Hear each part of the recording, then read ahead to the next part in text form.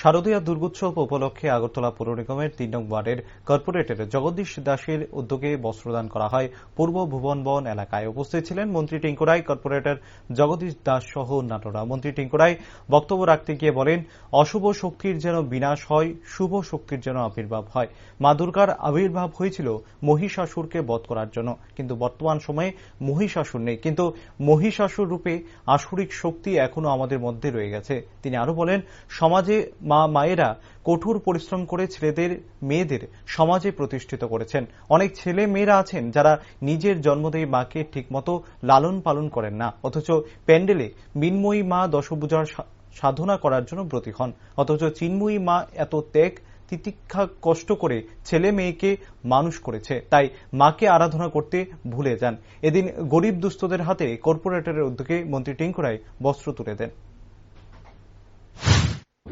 মূল উদ্দেশ্য হচ্ছে অশুভ শক্তির বিনাশ, শুভ শক্তির যেন আবির্ভাব হয়।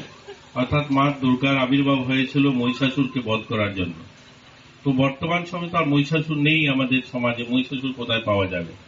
তো মহিষাসুর নেই, কিন্তু মহিষাসুর রূপী যে আসুরিক শক্তি আমাদের মধ্যে কিন্তু রয়েছে।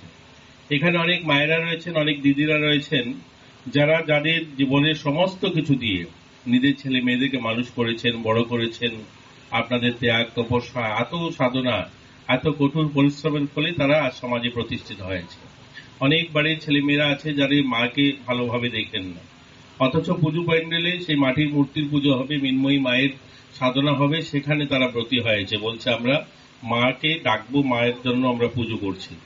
অথচ যে চিন্ময়ী মা দীর্ঘ বছর দীর্ঘ ত্যাগ তপস্যা দিয়ে তাকে মানুষ করলো, সেই দশভুজা মায়ের কথা না বলে সেই বলছে যে মার মূর্তির পুজো করবে।